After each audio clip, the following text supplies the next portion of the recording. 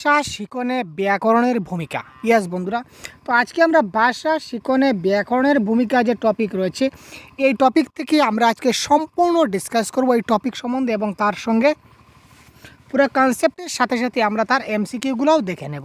সুতরাং ক্লাসটা একটু দীর্ঘ হতে পারে, আপনারা শেষ পর্যন্ত দেখতে থাকুন, তাহলে পুরো কনসেপ্ট ক্লিয়ার হবে। দেখুন, ভাষা শিখনে ব্যাকরণের ভূমিকা বলতে আমরা কী বুঝি, একদম তবুও যতটুকু সম্ভব হয় আমরা তাড়াতাড়ি ক্লাসে শেষ করার চেষ্টা করব। অনেকে মনে করেন মাতৃভাষা শেখার জন্য ব্যাকরণ অপরিহার্য নয়। আমরা অনেকে কী ভাবি বা অনেকে মনে করে যে মাতৃভাষা শিখতে গেলে ব্যাকরণটা অপরিহার্য নয় বা ব্যাকরণটা প্রয়োজন নয়।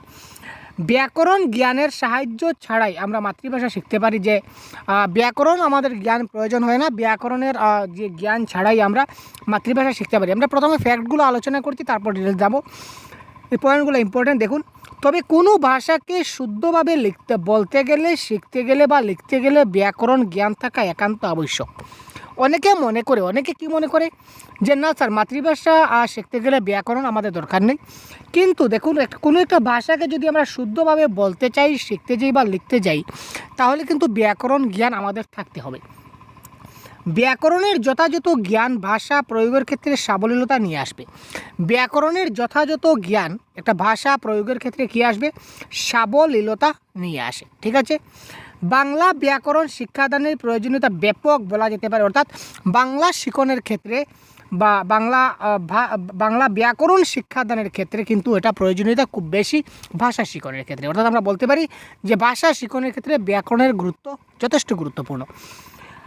এখানে দেখুন, ভাষা হচ্ছে ভাবের বাহন, আর ব্যাকরণ হলো সেই বাহনের বিজ্ঞান। ভাষাটা কি? ভাষাটা হলো একটা ভাবের বাহন, আর ব্যাকরণ হলো সেই বাহনের বিজ্ঞান। তার মানে আমরা ভাষার মাধ্যমে একটা মনের ভাব প্রকাশ করতে পারি। ভাষার মাধ্যমে আমরা কি করতে পারি? মনের ভাব প্রকাশ করতে পারি। আর ব্যাকরণ হচ্ছে সেই বাহনের বিজ্ঞান, মানে তার মধ্যে ব্যাকরণ জানা থাকলে সেই মনের ভাব প্রকাশ করতে আমরা যে মেকানিজমগুলো, অর্গানিজম যেগুলো আমরা ইউজ করব, সেগুলো খুব ভালো ভালো শব্দ একদম নিখুঁতভাবে আমরা বলতে পারবো। এটাই হচ্ছে কথা। তারপর দেখুন, বাংলা ভাষার প্রথম ব্যাকরণ রচনা করেন পর্তুগিজ পাদ্রি মনোয়েল দা এমসুমসাম। এটা দেখুন খুব গুরুত্বপূর্ণ। বাংলা ভাষার প্রথম ব্যাকরণ রচনা করেন কে? রচনা করেছিলেন একজন পর্তুগিজ রচনা করেছিলেন, তার নাম ছিল মনোয়েল দা এমসুমসাম। এটা মাথায় রাখবেন। তারপর দেখছি, এবার বাংলা ব্যাকরণ শিক্ষাদানের প্রয়োজনীয়তা কী আমরা একটু দেখব, তার কী প্রয়োজন রয়েছে। ব্যাকরণ জ্ঞান শিক্ষাকে শুদ্ধভাবে প্রয়োগ করতে সাহায্য করে। ব্যাকরণ জ্ঞান কী করে? ভাষাকে শুদ্ধভাবে প্রয়োগ করতে সাহায্য করে, উপযুক্ত শব্দ প্রয়োগে সাহায্য করে, শুদ্ধ বর্ণ বিন্যাসে সাহায্য করে। ঠিক আছে, ব্যাকরণ জ্ঞান কী করবে? ভাষাকে শুদ্ধভাবে প্রয়োগ করতে সাহায্য করবে, উপযুক্ত শব্দ প্রয়োগে সাহায্য করবে, অর্থাৎ উপযুক্ত আমরা শব্দ যাতে ব্যবহার করি এই ব্যাপারে সাহায্য করবে, শুদ্ধ বর্ণ বিন্যাসে সাহায্য করবে, জ্যোতিচিহ্ন বা জ্যোতিচ্ছেদ বা বিরতি চিহ্নের যথাযথ জ্ঞান তৈরি হতে সাহায্য করবে। যদি ব্যাকরণ জ্ঞান জানা থাকে, তাহলে কোথায় দাড়ি বসবে, কোথায় কমা বসবে, কোথায় সেমিকোলন বসবে, ওই জিনিসগুলো আমরা কী করতে পারি? খুব ভালোভাবে আয়ত্ত করতে পারি। তারপর দেখুন, যেমন সন্ধির জ্ঞান, সমাসের জ্ঞান, কারক এবং বিভক্তির জ্ঞান, ছন্দবিধির জ্ঞান, অব্যয় এবং নিপাতনের ব্যবহার ইত্যাদি। অর্থাৎ ব্যাকরণের বিভিন্ন যে পার্ট, যেমন সন্ধি, কারক, সমাস, ছন্দ, অব্যয়, প্রত্যয়, লিঙ্গ, বচন, এই সবগুলো এক একটা ব্যাকরণের অংশ। তো এই সবগুলো আমরা ব্যাকরণের বিষয়ে আমরা কী করতে পারি? জ্ঞান অর্জন করতে পারি, যা আমাদের ভাষা শিক্ষার কাজে যথেষ্ট সাহায্য করে। উক্তি প্রত্যুক্তির প্রসঙ্গ, অর্থাৎ বক্তব্যকে প্রত্যক্ষ এবং পরোক্ষভাবে প্রকাশ রীতির জ্ঞানকে স্পষ্টতর করে তোলে। আমরা ন্যারেশন বা উক্তি যদি জানি, তাহলে ডাইরেক্টলি একজনকে কীভাবে কথা বলতে হয়, ইনডাইরেক্টলি কীভাবে কথা বলতে হয়, সেটাও কিন্তু আমরা শিখে যাব উক্তির মাধ্যমে। ব্যাকরণ বাক্য বিশ্লেষণের সাহায্য করে। ব্যাকরণ কী করে ভাই? একটা বাক্য যখন আমরা বিশ্লেষণ করব, বিশ্লেষণ করতে কী করে? সাহায্য করে। বাগধারা এবং বিশিষ্টার্থক শব্দের প্রয়োগ আমরা শিখে নেই। ভাষার ক্ষেত্রে ব্যাকরণের যথাযথ জ্ঞান ভাষাকে অবক্ষয়ের হাত থেকে রক্ষা করেও তাকে স্থায়ী রূপ দিতে সাহায্য করে। এটাও দেখলাম। ভাষার ক্ষেত্রে ব্যাকরণের যথাযথ জ্ঞান কী করবে? ভাষাকে অবক্ষয়ের হাত থেকে, অর্থাৎ ভাষাটা যদি আমি ভালো করে শিখতে না পারি, বা ভাষার ক্ষেত্রে যদি আমার কোনো কিছু ভুল থাকে, তো ওই ভাষার ব্যাকরণ যদি আমি শিখে নেই, তাহলে ওই ভাষাটা আমার ক্ষেত্রে আর ভুল লাগবে না, সেটাকে আমি স্থায়ীভাবে ভালো করে শিখতে পারবো, এই কথাটা বলা হয়েছে। ব্যাকরণের যথেষ্ট জ্ঞান থাকলেও দৃঢ় আত্মপ্রত্যয়ের সঙ্গে ভাষা ব্যবহার করা যায় এবং নতুন নতুন শব্দও সৃষ্টি করা যায়। অর্থাৎ ব্যাকরণের যথেষ্ট জ্ঞান থাকলে আমরা কি করতে পারি, দৃঢ় আত্মপ্রত্যয় অর্থাৎ আমরা নিজের স্যাটিসফ্যাকশনের সঙ্গে ভাষা ব্যবহার করতে পারি এবং নতুন নতুন শব্দ আমরা কি করতে পারি, সৃষ্টি করতে পারি।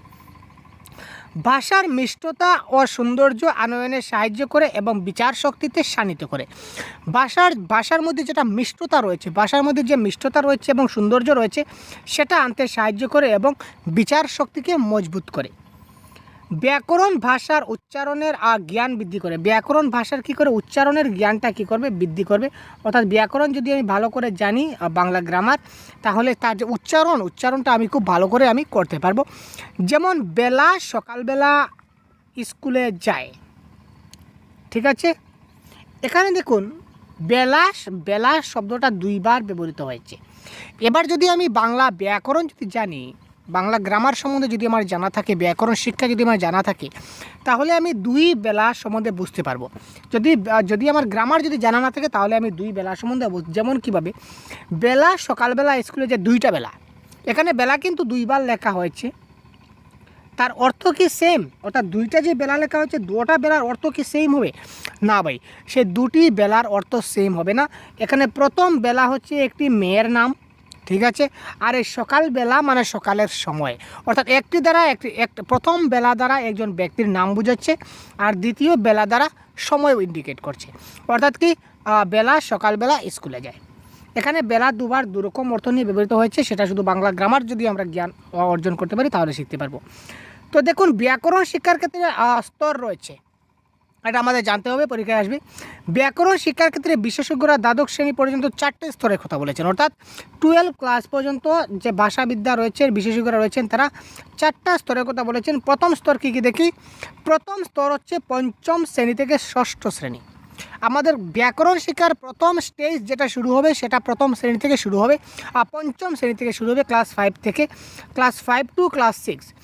এই শ্রেণীতে অর্থাৎ সেই প্রথম স্তরে বা ক্লাস 5 এবং 6-এ আমরা শিশুদেরকে কী শেখাতে পারি, ধ্বনি, বর্ণ, সন্ধি, পদ, পদান্তর সাধন, লিঙ্গ, বচন, পুরুষ, কারকগুলি প্রাথমিক পরিচয় দেওয়ার কথা বলা হয়েছে। এবার প্রশ্ন আসবে যে ধ্বনি, বর্ণ, সন্ধি, পদ এটা ব্যাকরণের কোন স্তরে শেখানো হয়? তো কারেক্ট আনসার হবে কি প্রথম স্তর। এবং এটা যদি বলে কোন ক্লাসে শেখানো বা কোন শ্রেণীতে শেখানো হয়, তখন সেটা হবে কি আমাদের 5ম শ্রেণী থেকে 6ষ্ঠ শ্রেণী। এভাবে এমসিকিউ অনুযায়ী যদি আপনারা পড়েন, তাহলে আপনারা একটা ভালো নম্বর ক্র্যাক করতে পারবেন। প্রথম স্তরে কেবল স্বরস সন্ধি শিখবে। এবার দেখুন কথা, এখানে সন্ধি শিখবে, কিন্তু সন্ধি বলতে আমরা কিন্তু সবগুলা সন্ধি তাকে শেখাবো না।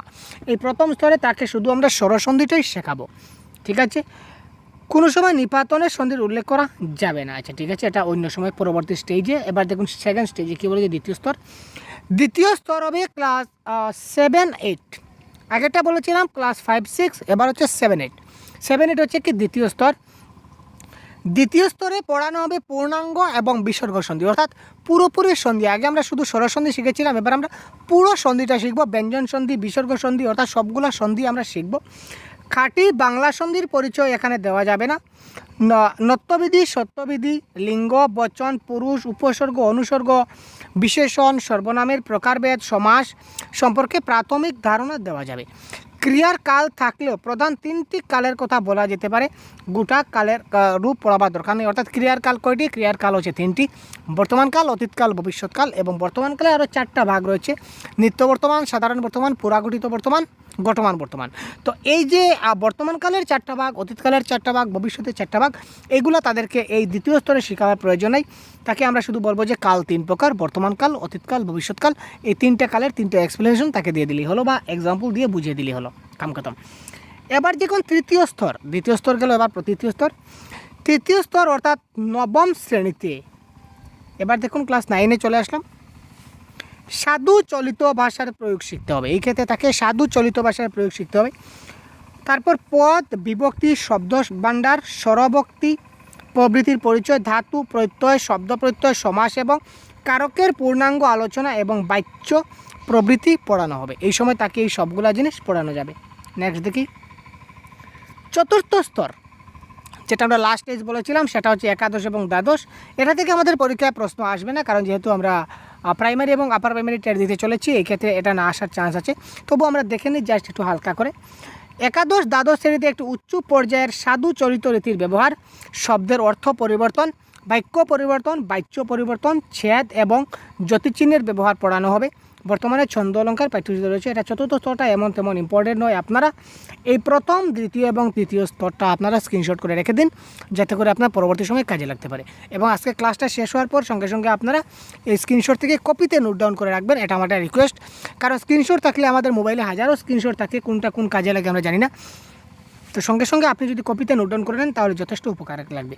এবার এই পেজটা এবার স্ক্রিনশট করে রাখুন, যখন ক্লাসটা শেষ হবে তখন আপনারা অবশ্যই এটা কপিতে নোট ডাউন করে রাখুন, যার ফলে আপনারা পরীক্ষার সময় রিভাইজ করতে পারবেন। নেক্সট দেখি। এবার দেখুন, ব্যাকরণ শিক্ষাদানের ক্ষেত্রে কিছু সমস্যা হতে পারে।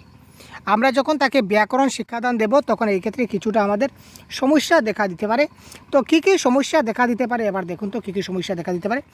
আপাত কাঠিন্য, ঠিক আছে, নানা বিধি নিয়মের জটিলতা। আপাত দৃষ্টিতে দেখলে সেটা কঠিন মনে হবে, ব্যাকরণ শিক্ষাদানটা কিছুটা কঠিন মনে হবে।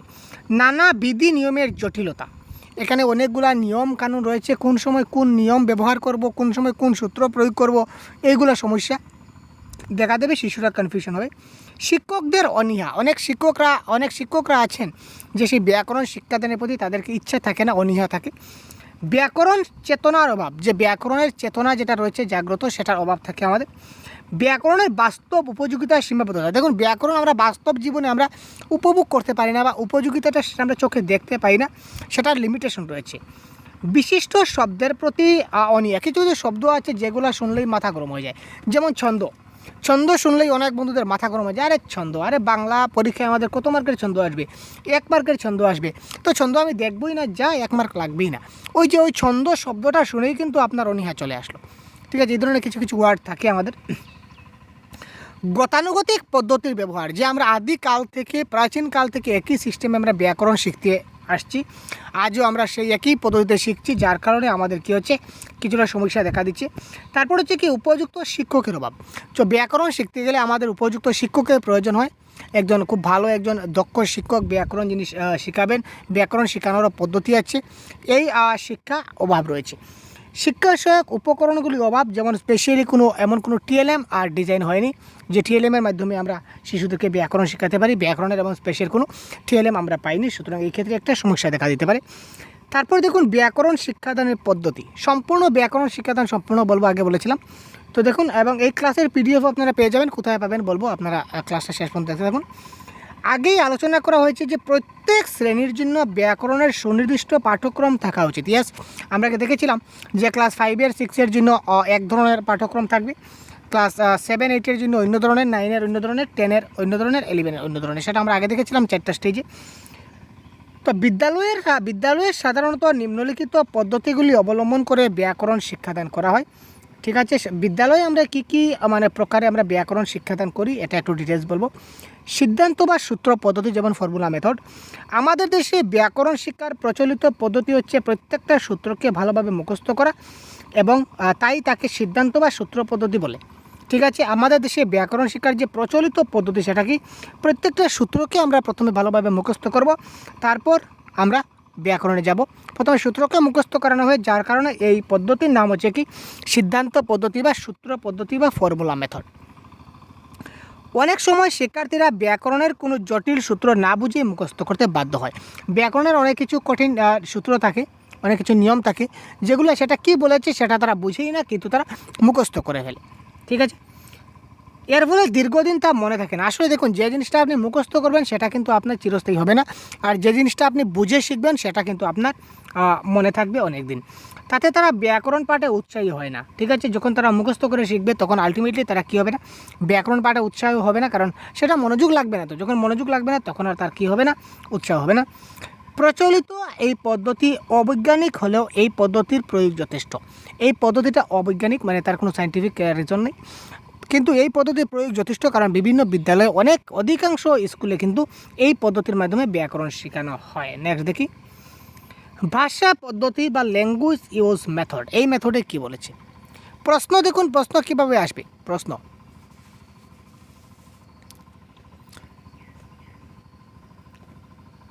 যখন ব্যাকরণগুলো শেখানো হয় তখন শিক্ষক মহাশয় ছাত্রদেরকে তিনি সূত্র মুখস্থ করতে দেন এবং সূত্র মুখস্থর মাধ্যমে ছাত্ররা ব্যাকরণ শিখে। এটা কোন পদ্ধতি? এটা কারেক্ট আনসার সূত্র পদ্ধতি। এই ধরনের বিভিন্নভাবে ঘুরিয়ে ফিরিয়ে প্রশ্ন আসতে পারে, সুতরাং কনসেপ্ট ইজ পাওয়ার। আপনি যদি কনসেপ্ট ভালো করে জানেন তাহলে যে কোনো প্রশ্ন আসুক না কেন, যেভাবেই আসুক না কেন, আপনি 100% কনফার্ম আপনি ক্র্যাক করতে পারবেন। তারপর দেখুন ভাষা পদ্ধতি বা ল্যাঙ্গুয়েজ ইউজ মেথডে কী বলেছে, সাহিত্য পড়াতে পড়াতে ভাষার মধ্যে ব্যাকরণের নানা প্রয়োগ দেখিয়ে ধীরে ধীরে ব্যাকরণ সম্পর্কে অভিহিত করা হয়। আমরা সাহিত্য পাঠ করছি, এই সাহিত্য পাঠ করতে করতে আমরা ব্যাকরণের যদি কোনো একটা অংশ পাই তখন সেখান থেকে আমরা ব্যাকরণের একটা ছোটো পয়েন্ট তার সঙ্গে আমরা আলোচনা করে দিলাম এবং আস্তে আস্তে এখান থেকে আমরা ব্যাকরণের মধ্যে চলে গেলাম। আমরা সাহিত্য পাঠ পড়ছি, সাহিত্য পড়তে পড়তে আমরা যদি ব্যাকরণের একটা কিছু একটা পেলাম, অর্থাৎ কারক পেলাম, সমাস পেলাম, এই ধরনের কিছু একটা যদি পাই এবং সাহিত্য পাঠ করতে করতে আমরা যদি সেই ব্যাকরণ পাঠের দিকে অগ্রসর হই, সেটাকে ভাষা পদ্ধতি বলে। শ্রেণীকক্ষের মধ্যে আলোচনা বলুন, প্রশ্ন উত্তর বলুন, সংবাদ পাঠ বলুন ইত্যাদির মধ্য দিয়ে এই জাতীয় অভ্যাস গড়ে ওঠে। আলোচনার মধ্যে দিয়ে, প্রশ্ন উত্তরের মধ্য দিয়ে, সংবাদ পাঠের মধ্য দিয়ে বা বিভিন্ন আরও অন্য মাধ্যম থাকতে পারে, এই পদ্ধতি বা এই জাতীয় অভ্যাস গড়ে ওঠে। ব্যাকরণ পাঠ্যপুস্তক পদ্ধতি, টেক্সট বুক মেথড। ঠিক আছে, ব্যাকরণ পাঠ্যপুস্তক পদ্ধতি মানে কি? Text book method. বর্তমানে বিদ্যালয়সমূহে নির্দিষ্ট পাঠ্যক্রমের ভিত্তিতে রচিত পাঠ্যপুস্তকসমূহ পড়ানো হয়ে থাকে। বিদ্যালয়ে কী দেওয়া আছে আমাদের? যে টেক্সট বই, আমাদের যে পাঠ্য বই দেওয়া আছে, এই পাঠ্য বইয়ের মধ্যে আমাদের যে বইটা, যে নির্দিষ্ট গ্রামার যেটা দেওয়া আছে, ওই গ্রামারটাই কিন্তু আমরা শিশুদের পড়াই। আপনারা পাঠ্যপুস্তক খুলে দেখবেন, পাঠ্যপুস্তকের শেষে ভাষা বিচার বলে থাকে এবং ভাষা বিচারে কিন্তু এই ধরনের গ্রামার দেওয়া থাকে। আমরা কী করি? ওই গ্রামারগুলোই কিন্তু শিশুদেরকে পড়াই। শিক্ষক মহাশয়রা যদি গভীর ধৈর্য এবং অধ্যবসায়ের সঙ্গে ব্যাকরণের প্রতিটি অধ্যায় সাবলীলভাবে বুঝিয়ে দেন তবে ছাত্ররা ব্যাকরণ পাঠে উৎসাহিত হতে পারে। শিক্ষক মহাশয় যদি কী করেন? গভীর ধৈর্য এবং অধ্যবসায়ের সঙ্গে ব্যাকরণের প্রত্যেকটা অধ্যায় যদি খুব ভালো করে সাবলীলভাবে যদি তিনি বুঝিয়ে দেন তাহলে ছাত্ররা ব্যাকরণ পাঠে উৎসাহী হবেই হবে।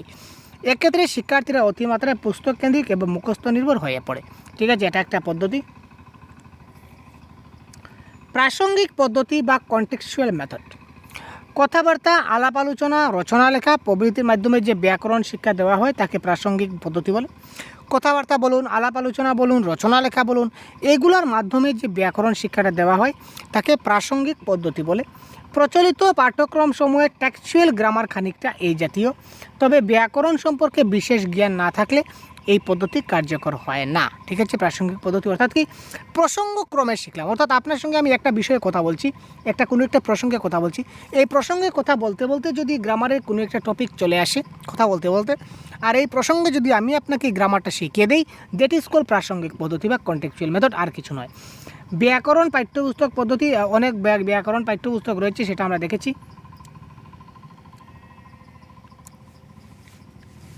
বিশ্লেষণ পদ্ধতি বা অ্যানালাইটিক মেথড। বিশ্লেষণ পদ্ধতি মানে বুঝতে পারছি তো, যে জিনিসটা আমরা কি করব, দেখুন এখানে ডিটেলস দেওয়া আছে। নির্দিষ্ট সূত্রগুলিকে উদাহরণের মাধ্যমে বারবার বিশ্লেষণ করব। প্রথমে উদাহরণ দেব, তারপর কি করব? উদাহরণের মাধ্যমে তাকে বোঝাবো। নির্দিষ্ট সূত্রগুলিকে, যে সূত্র আছে সূত্রগুলোকে আমরা কি করব? উদাহরণের মাধ্যমে তাকে আমরা এক্সাম্পলের মাধ্যমে তাকে আমরা বুঝিয়ে দেওয়ার চেষ্টা করব।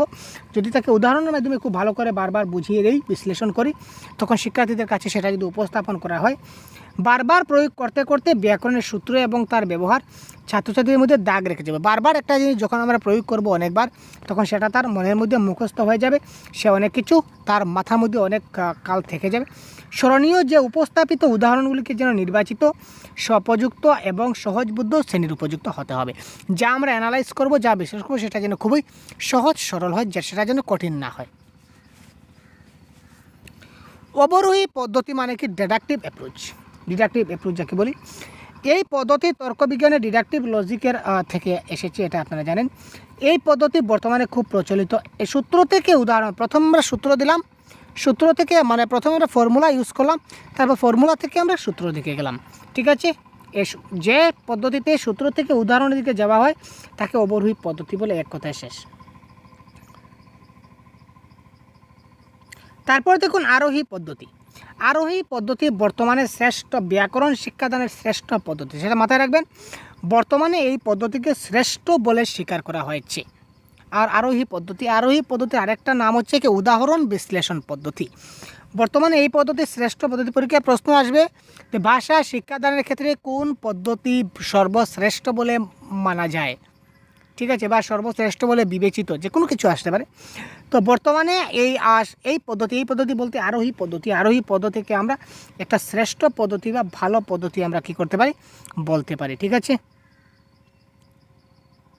দেখুন আমরা আর বেশি নেই, আমরা চলে আসছি এমসিকিউ সলভ করবো এবারে আপনাদের সঙ্গে নিয়ে। আরোহমূলক তর্কবিজ্ঞানের লজিক অনুযায়ী আমরা করতে পারি। এটা হচ্ছে কি অবরোহী পদ্ধতি ঠিক বিপরীত। এই পদ্ধতিতে প্রথমে উদাহরণ বিশ্লেষণ করা হয়, তারপর সূত্র সিদ্ধান্ত দেওয়া যায়। আমরা কয়েকটি উদাহরণ দিই, যেমন কি দেখুন, যেমন হিম যুগ আচল। তো হিম যুগ আচল মানে কি, ও প্লাস ও হলো, ঠিক আছে। হিম যুগ আলো যদি বলি, এখানে দেখুন হিম মানে কি, হিম আমরা ও উচ্চারণ করলাম। হিম যুগ অচল যদি বলি, অচল বলতে অ রয়েছে, তারপর কি হচ্ছে হিমাচল, যে অ প্লাস অ ইকুয়াল টু আ হচ্ছে, ঠিক আছে। তারপর এই ধরনের হিম যুগ আলয়, ঠিক আছে, অর্থাৎ অ প্লাস আ ইকুয়াল টু আ হবে। তো এইগুলা সবগুলা পরে আমরা উদাহরণের মাধ্যমে আমরা সূত্রে যেতে পারি যে অ প্লাস অ ইকুয়াল টু আ হবে এবং অ প্লাস আ ইকুয়াল টু আ হবে। এই ধরনের কয়েকটা উদাহরণ দিয়ে আমরা দেখতে পারি, ঠিক আছে ভাই। যেমন দেখুন কথা প্লাস অমৃত, আকার প্লাস আকারের সঙ্গে অকার যুক্ত হলে আকার হয়, আকারের সঙ্গে আকার যুক্ত হলে আকার হয়, অকারের সঙ্গে আকার যুক্ত হলে আকার হয়। এগুলো আমরা আরোহী পদ্ধতির মাধ্যমে তাকে বোঝাতে পারি, ঠিক আছে। এবার দেখুন প্রশ্ন, কয়েকটি প্রশ্ন আসছে, ঠিক আছে, এমসিকিউ। তো এমসিকিউ প্রশ্নগুলো আপনারা সলভ করুন। বলুন তো কারেক্ট আনসার কী হতে পারে, খুব তাড়াতাড়ি কমেন্ট করুন ভাই। ক্লাসের এই যে প্রশ্নগুলো দেখতে পাচ্ছেন, প্রশ্নগুলোর আনসার কী হতে পারে, খুব তাড়াতাড়ি আপনারা কমেন্ট করুন।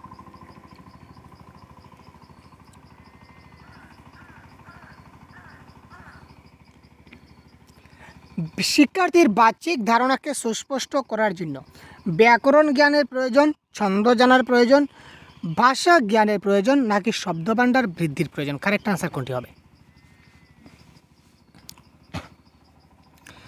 শিক্ষার্থীর বাহ্যিক ধারণাকে সুস্পষ্ট, বাহ্যিক মানে কি তার স্পিকিং, ঠিক আছে, তার স্পিকিং দক্ষতা বা স্পিকিং কনসেপ্টটাকে ক্লিয়ার করার জন্য আমাদের কী করতে হবে, ভাষা জ্ঞানের প্রয়োজন হবে। সে যদি ভাষাই না জানে তাহলে সে কথা বলবে কী করে? সুতরাং এই ক্ষেত্রে অপশন নাম্বার সি বা গ is the right answer. Next প্রশ্ন দেখি, যথাযথ ব্যাকরণ শিক্ষার প্রয়োজন ঠিকভাবে বলতে পারার জন্য, ঠিকভাবে লিখতে পারার জন্য, ঠিকভাবে পড়তে পারার জন্য উপরের সবগুলি। আপনারা যদি আমার ক্লাসটা সম্পূর্ণ দেখে থাকেন প্রথম থেকে, তাহলে 100% কনফার্ম আপনারা এমসিকিউ সলভ করতে পারবেন, কোনো টেনশন নাই। দেখুন যথাযথ ব্যাকরণ শিক্ষার প্রয়োজন, যথাযথ ব্যাকরণ শিক্ষার কী প্রয়োজন রয়েছে? ঠিকভাবে কথা বলতে পারবে, ঠিকভাবে লিখতে পারবে, ঠিকভাবে পড়তে পারবে, না উপরের সবগুলি করতে পারবে? তো এই ক্ষেত্রে কারেক্ট আনসার কী হবে আমাদের, উপরের সবগুলির জন্য।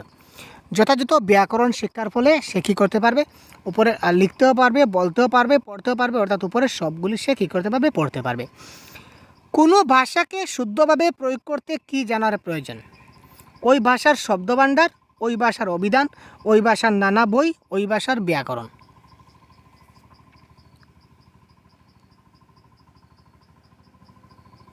এবং বাংলা ভাষার সম্পূর্ণ কনসেপ্টের বাংলা প্যাডাগজি, তাছাড়া কম্প্রিহেনশন টেস্ট সহ, এবং বাংলা ব্যাকরণের যে আমরা পিডিএফ প্রোভাইড করেছিলাম, যে গাইডবুক আমরা তৈরি করেছি, এই গাইডবুকের লিঙ্ক ভিডিও ডেসক্রিপশনে দেওয়া আছে। আপনারা সেই ভিডিও ডেসক্রিপশনগুলো চেক করে এখান থেকে আপনারা ডাউনলোড করে নিতে পারেন, ঠিক আছে ভাই। কোনো ভাষাকে শুদ্ধভাবে প্রয়োগ করতে কী জানার প্রয়োজন হবে ভাই? কী জানা, শুদ্ধভাবে প্রয়োগ করতে হলে কী জানতে হবে? ওই ভাষার ব্যাকরণ জানতে হবে। আপনারা যারা অপশন নাম্বার ঘ দিয়েছেন 100% কারেক্ট। ওই ভাষার ব্যাকরণ যদি জানি তাহলে ওই ভাষাটা আমরা শুদ্ধভাবে প্রয়োগ করতে পারবো। নেক্সট দেখি, বাংলা ভাষার একটি ব্যাকরণের প্রয়োজন, এটি কে আগে উপলব্ধি করেছিলেন?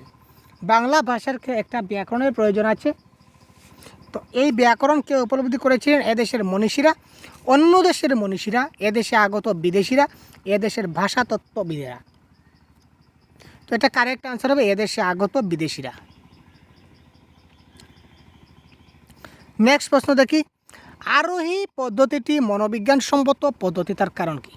দেখুন আরোহী পদ্ধতি মনোবিজ্ঞানসম্মত পদ্ধতি, তার কারণ কি? খুব তাড়াতাড়ি কমেন্ট করুন কারেক্ট আনসার কী হতে পারে। এটি অজানা থেকে জানা যায়, এটি বিমূর্ত থেকে মূর্তর দিকে যায়, জানা থেকে অজানায় যায়, এবং বিশেষ থেকে সাধারণের দিকে যায়।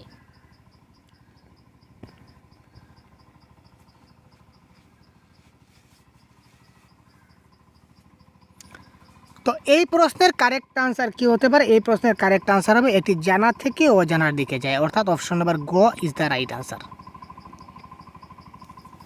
নেক্সট দেখি, অবরোহী পদ্ধতির বৈশিষ্ট্য হলো, অবরোহী পদ্ধতির বৈশিষ্ট্য কি? আগে সূত্র পরে উদাহরণ, আগে উদাহরণ পরে সূত্র, শুধু নিয়মগুলি জানানো হয়, শুধু উদাহরণগুলি জানানো হয়। কারেক্ট আনসার কোনটি হবে? Question number 6। অবরোহী পদ্ধতিতে কি বলেছিলাম ভাই? অবরোহী পদ্ধতিতে আগে সূত্র পড়ানো হবে, পরে উদাহরণ দেওয়া হবে, কিন্তু আরোহী পদ্ধতিতে প্রথমে উদাহরণ দেবে, তারপরে সূত্র দেবে।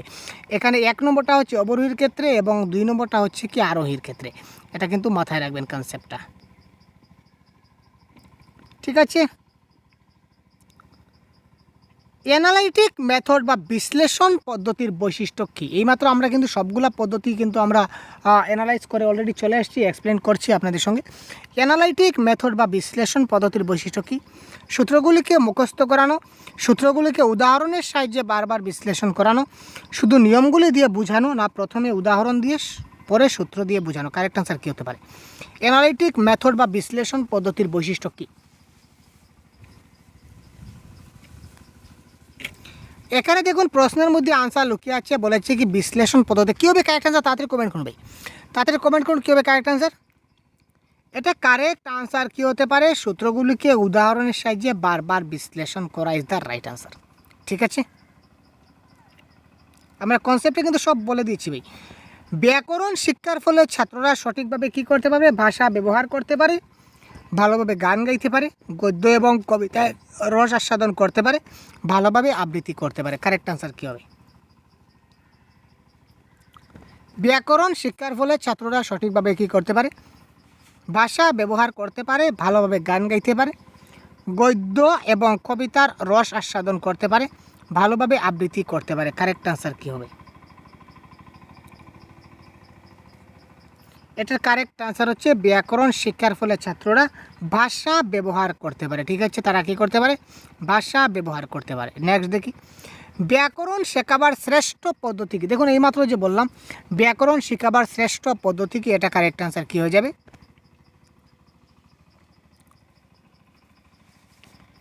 ব্যাকরণ শেখাবার শ্রেষ্ঠ পদ্ধতি কী হয়ে যাবে? এটা কারেক্ট আনসার হচ্ছে, এখানে কী হবে কারেক্ট আনসার? এটা হচ্ছে কি আরোহী পদ্ধতি ইজ দ্য রাইট আনসার। এইমাত্র দেখলাম যে আরোহী পদ্ধতি ব্যাকরণ শেখাবার শ্রেষ্ঠ পদ্ধতি, কনসেপ্টের কাছে আলোচনা করা হয়েছিল। নেক্সট প্রশ্ন, ব্যাকরণ শিক্ষার মূল উদ্দেশ্য হলো, ব্যাকরণ শিক্ষার মূল উদ্দেশ্য কী? ব্যাকরণের নিয়মনীতি সম্পর্কে শিক্ষার্থীদের অবহিত করানো, বিজ্ঞানসম্মত পদ্ধতিতে ব্যাকরণের মূল বিষয় অধিগত করানো, বিভিন্ন সূত্র মুখস্থ করানো, ব্যাকরণ সম্পর্কে মোটামুটি একটি ধারণা দেওয়া। ব্যাকরণ শিক্ষার মূল উদ্দেশ্য কি? ব্যাকরণের নিয়মনীতি সম্পর্কে শিক্ষার্থীদের অভিহিত করা হবে, না বিজ্ঞানসম্মত পদ্ধতিতে ব্যাকরণের মূল বিষয় অধিগত করানো হবে, নাকি বিভিন্ন সূত্র মুখস্থ করানো হবে, নাকি ব্যাকরণ সম্পর্কে মোটামুটি একটি ধারণা দেওয়া হবে?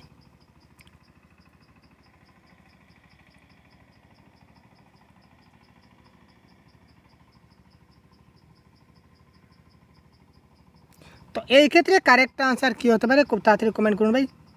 এটা কারেক্ট আনসার হবে বিজ্ঞানসম্মত পদ্ধতিতে ব্যাকরণের মূল বিষয় অধিগত করানো ইজ দ্য রাইট আনসার। যে আগে বলেছিলাম যে ভাষা হচ্ছে ভাবের বাহন এবং বাহন হচ্ছে তার বিজ্ঞান, আগে বলেছিলাম না? সুতরাং বিজ্ঞানসম্মত পদ্ধতিতে ব্যাকরণের মূল বিষয় অধিগত করানো হবে। তো এই ছিল আজকের ক্লাস, সম্পূর্ণ কনসেপ্ট ডিসকাস করলাম, তারপর প্রশ্নগুলো ডিসকাস করলাম। তো কেমন লাগলো ক্লাসটা কমেন্ট বক্সে জানাতে ভুলবেন না, এবং এই ধরনের ক্লাস পেতে সম্পূর্ণ সিলেবাস আমরা কমপ্লিট করে দেবো। তো এই ধরনের ক্লাস পেতে আমাদের চ্যানেলকে এখনই সাবস্ক্রাইব করে সাথে থাকুন।